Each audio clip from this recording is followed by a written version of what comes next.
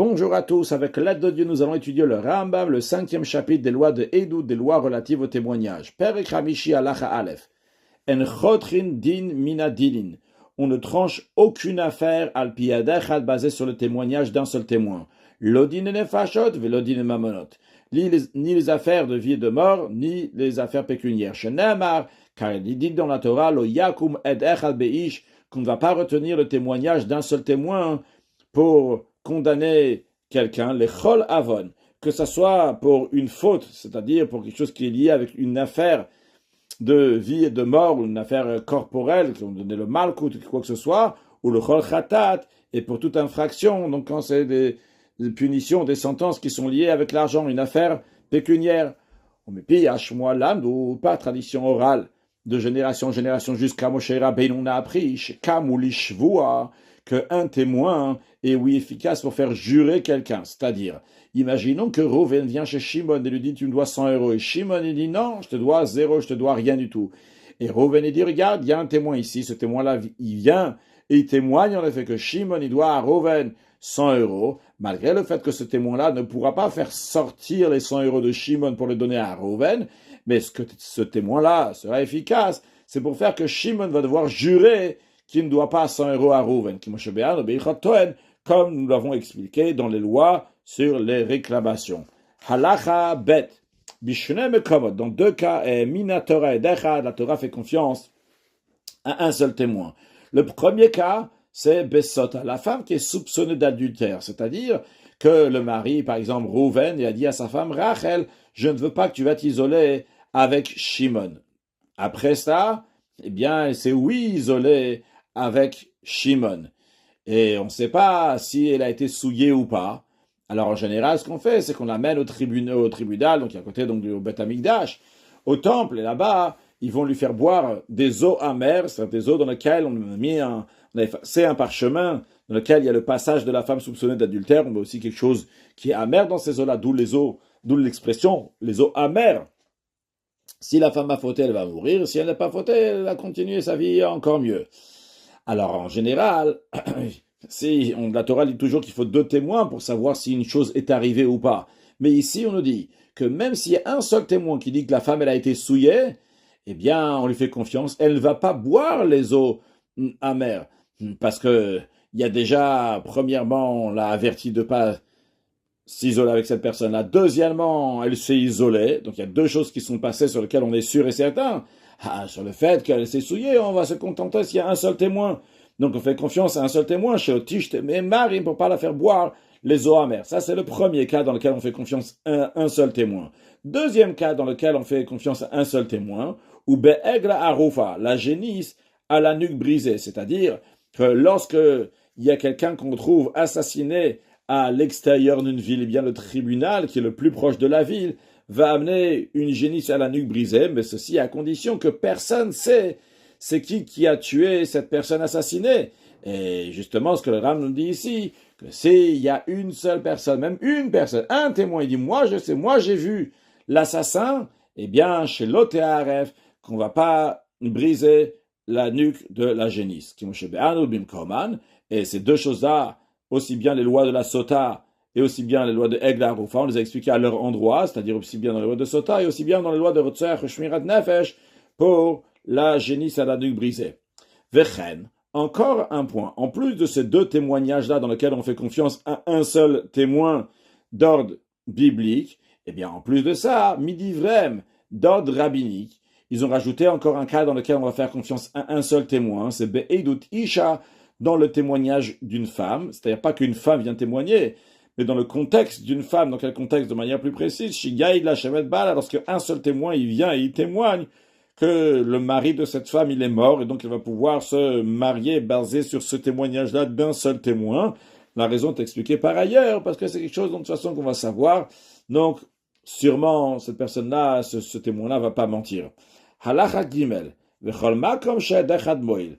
Et à chaque fois qu'un seul témoin est utile, c'est-à-dire que son témoignage est utile, Isha ou Pasul Ken Meidin. De la même manière aussi, une femme, bien qu'en général, elle ne peut pas témoigner, elle pourra témoigner comme un seul témoin si on fait confiance à un témoin. De même, un Pasul, donc quelqu'un qui est disqualifié, par exemple, si c'est un membre de famille, ou bien qu'il a fait une transgression, il peut pas témoigner, eh bien là, il pourra témoigner, de la même manière qu'un seul témoin peut témoigner, chutz, à l'exception, mais ed echad shel shua, ce qu'on a dit dans Halacha Aleph, que lorsqu'il y a un seul témoin qui dit que Shimon doit de l'argent à Reuven, on va faire confiance à ce témoin-là, non pas pour faire sortir l'argent de Shimon, mais pour qu'il le fasse jurer, ça marche pas avec une femme ou bien un témoin qui est disqualifié. Parce que pour rendre passif, pour obliger de faire un serment basé sur le témoignage d'un témoin, c'est elle,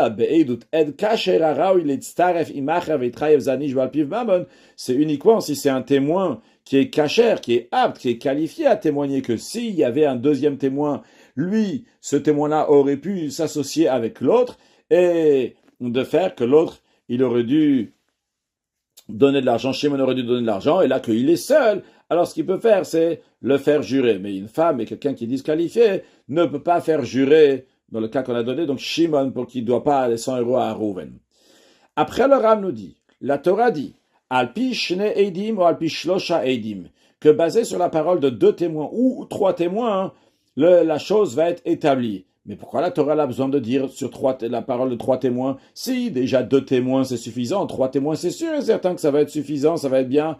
Eh bien, la Torah vient nous dire comme ça, la raison pourquoi la Torah elle parle de 3, c'est pour nous dire que la loi des 3 est comme la loi de 2. Comment ça? De la même manière que s'il y en a 2 qui viennent témoigner, si un des 2 est proche famille, donc aussi bien avec la personne qui a le litige, ou bien qui sont proches famille entre eux, ils peuvent pas témoigner. Au passo, bien sûr, qui est inapte, il ne peut pas témoigner. Batla et d'autres. Donc il y a tout le témoignage qui tombe à l'eau parce qu'il reste seulement un seul témoin. S'ils étaient 2, il y en a un qui est pas cachère pour témoigner, et il en reste qu'un seul, et donc un seul, le témoignage n'est pas bon.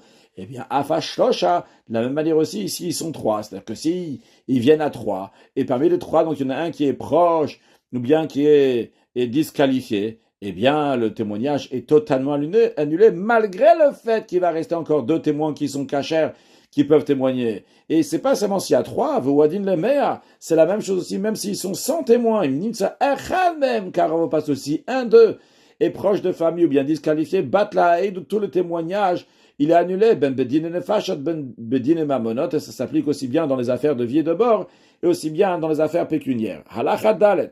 Dans le cas ça s'applique, on dit que le témoignage de tout le monde est annulé, donc des 3 est annulé ou des 100 est annulé. C'est bisman, shinit kav, no kulan le'aïd, au moment, dans le cas où tous, ils ont eu l'intention de témoigner. Avalim le nit kav, no kulan le'aïd. Mais si, ils n'ont pas eu tous l'intention de témoigner. Alors dans ces cas-là, le témoignage, il est oui valable. Et la preuve, le Ram nous dit qu'on est obligé de dire ça, parce que dans ces cas-là, qu'est-ce qu'ils vont faire s'il y a 2 frères qui se trouvent avec plein d'autres personnes qui voient le crime qui est en train de se passer, la Vera qui est en train de se faire, Vera ou ils ont vu lorsque Lévi a tué Yehuda, ou bien quand Lévi il a blessé Yehuda, ou bien Lévi il a arraché quelque chose de sa main vue qui sont proches, ils peuvent pas témoigner, alors tout le monde qui est là-bas, donc le témoignage va être annulé. C'est sûr qu'on doit dire que s'il y a 2 frères, donc il y en a un qui n'a pas eu l'intention de témoigner, donc par cela, il y a un des frères qui pourra témoigner, les autres aussi donc pourra témoigner, et le témoignage va pas s'annuler. La question qui se pose maintenant avec Ketzad Botkin et Tadavar, comment on peut vérifier cette chose-là, s'ils sont venus dans l'intention de témoigner, ou bien simplement pour être des spectateurs? Eh bien, comment on fait ça? Le Bedin Edimerubim Katarat. Lorsqu'il y a plein de témoins qui viennent ensemble en un seul groupe au tribunal, Omrim Laem, on leur dit, à un instant, on va maintenant faire du tri ici. Lorsque vous avez vu, c'est Lévi qui a tué ou bien qui a blessé Yehuda. Les Haïd Batem, est-ce que vous êtes venus avec l'intention de relever un témoignage, de voir le témoignage pour pouvoir le transmettre, ou l'irot, ou bien vous êtes venus juste pour voir, pour être des spectateurs, pour voir la scène comme tout le monde l'a fait. Alors, Kol Mishamar le bat il est aïdalav. Tous ceux qui répondent, ils disent, on n'est pas venu pour témoigner. La lirot madava, pour voir la scène. Bichalam bati, on est venu avec la population, tout le monde qui est venu voir par curiosité.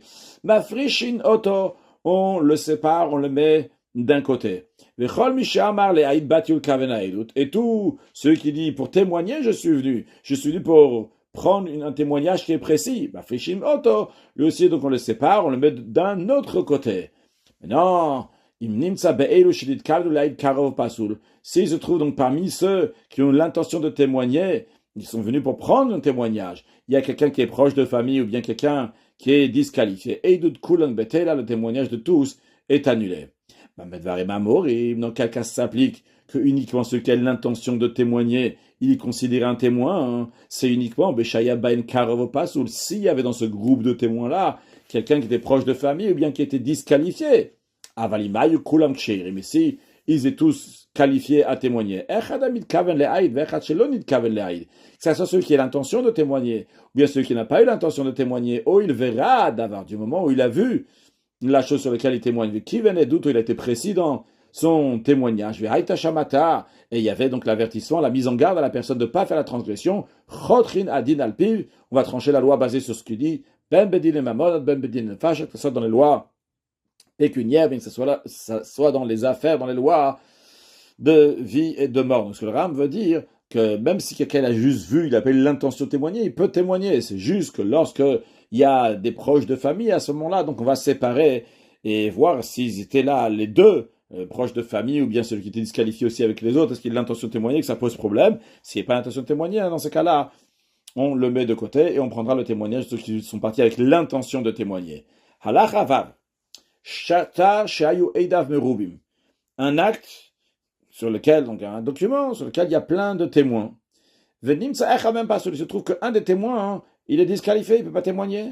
Ou bien qu'il y avait deux témoins qui avaient signé sur ce document-là et qui sont proches de famille, donc ils ne peuvent pas témoigner ensemble. Mais non, si les témoins seraient là, on les aurait tous rappelés et on leur aurait dit racontez-nous qu'est-ce qui s'est passé là-bas. Mais les témoins ne sont pas là pour qu'on puisse leur demander. Donc on ne peut pas leur demander s'ils ont tous signé sur ce document-là ensemble ou pas. Parce que c'est possible qu'il y en a deux cachers qui ont signé, et après il y a quelqu'un qui n'est pas cacher, qui est venu, il a signé, mais ils ne sont pas là pour qu'on leur demande ça. Alors, im yesham edut bura, si un témoignage clair, chez kulam yashulartom, que tous ensemble, ils sont installés, entre guillemets, donc ils sont venus, ils ont tous signé sur ce document-là. Donc, sharin kavno kulam le'ay, donc l'intention de tous, c'était de témoigner.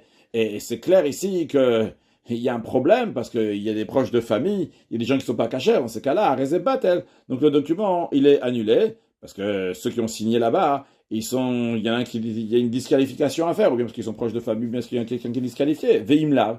Et sinon, s'il n'y a pas de témoignage qu'ils ont tous signé ensemble, eh bien, eh bien, on va dire que le témoignage qu'il y a sur ce document-là va être retenu, basé sur les autres témoins qui sont cachers. Donc, ce document-là va être caché. Le Ram demande, pourquoi on maintient le témoignage avec les autres? On devrait dire que ce témoignage-là, il est problématique. Et si nous avons sur ce document-là un proche de famille, ou bien quelqu'un qui est disqualifié, qui a signé en premier, on devrait dire que c'est sûr et certain que tous ceux qui sont signés après, ils sont associés au témoignage qu'il y avait avant. Donc, ils ont signé sur un document qui est pas cachère. Donc, il est disqualifié, il est pas bon ce document-là. Eh bien, la réponse, c'est pas obligé de dire ça. Même si c'est celui qui est en premier, ce qui est signé en premier, c'est quelqu'un qui rend problématique. Pourquoi? Parce que c'est possible que ceux qui sont cachers, ceux qui sont qualifiés pour signer, ils ont signé. Ils ont laissé une ligne avant leur signature pour donner l'importance, pour donner une personne importante à signer. Et donc ils ont laissé là-bas vide. Ou basé. Et à la place que cette personne a été honorée, cette personne importante pour signer, eh bien, il y a ce Hakarov, cette proche-là de famille, ou Apassou, bien celui qui est disqualifié. Il a signé à leur insu de ceux qui étaient, des autres qui étaient cachers. Bien que le premier qui a signé dans le document, lui, c'est celui qui est passé, donc c'est Allah Chazain. Eh bien, Rezé Ashtar Kacher, malgré ça, ce shtar-là, ce document-là, il est cacher, parce que c'est très possible. Donc, tous ceux qui ont signé après, ils étaient cachers, et justement, c'est le premier qui n'est pas cacher, qui s'est rajouté après dans la suite. Allah Chachet, Kol et She'il Bedin Nefasha, tout témoin qui a témoigné dans un procès est capital. Eino More Bedin Zanerag, il ne peut pas se prononcer dans le jugement de l'accusé passible de la peine capitale.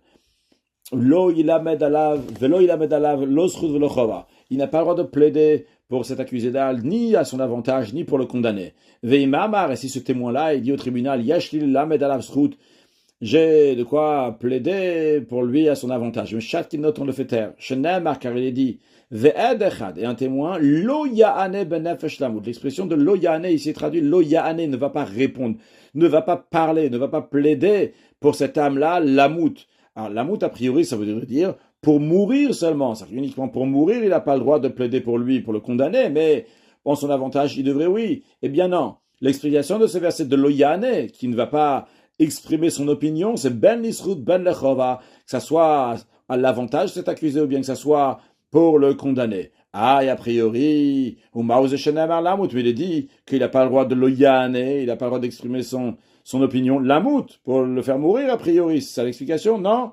Le Ram dit non, le lamout ici, que l'homme a aide chez Eid benefesh lamout, un témoin qui a témoigné sur quelqu'un lamout qui doit être mis à mort basé sur le témoignage. Le Yane Davar, eh bien, il n'a rien le droit de dire, et la Yaïd Ve'ishtok, il doit juste dire le témoignage et se taire. Donc, d'après ça, le Yane Ben Nefesh, il n'aura pas le droit de dire son opinion s'il a témoigné Vedechad Lamout, s'il a témoigné pour le mettre à mort. Après, il ne peut pas dire quoi que ce soit, ni pour son avantage, ni pour le contraire. Aval Bedine Mamonot, mais en ce qui concerne les affaires pécuniaires, Yeshlo le Lamed Srout, le témoin a le droit de plaider pour l'avantage, ou bien vechova, ou bien pour le désavantage. Mais il va pas, le témoin ne pourra pas faire partie donc des juges, contrairement à, on avait appris dans les lois de Sanhedrin que quand l'élève qui se trouve devant les juges, il va dire donc quelque chose donc pour la personne, eh bien il va rentrer dans le jugement aussi. Non, il va pas donc se compter par le dayanim, ni être le dayan donc de base. Donc de juger, pour juger cela, parce qu'un témoin ne peut pas devenir un juge, même dans les affaires pécuniaires.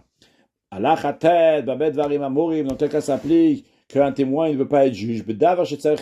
Alors s'il s'agit de quelque chose que la Torah elle dit qu'il faut y avoir des témoins. La Torah elle dit qu'il faut y avoir des juges qui vont juger cela. Aval Bechel d'Ivrem. Mais lorsqu'il s'agit d'un témoignage qui est demandé d'ordre rabbinique, dans ces cas-là, Edna et Dayan, le témoin peut devenir juge. Keitzad commence là. Echad Sheviet Taget, un délégué qui a amené donc un get, un acte de divorce d'outre-mer. Il arrive en Eretz Israël et il a le get que Rouven lui a demandé à ce shliach d'amener à sa femme Rachel qui est en Eretz Israël. Ve'amar, il a dit, Befanai nirtav ou fanai nertam. Devant moi, cet acte de divorce a été écrit, et devant moi, cet acte de divorce a été signé. Eh bien, lui, ce délégué-là, Ushnaim, et deux autres, Notimotola, ils vont lui donner, Venimsa, il se trouve que c'est comme si qu'il avait pris dans un tribunal de 3. Parce que, d'ordre biblique, l'acte de divorce, il est caché, même s'il n'y a pas ce témoignage-là.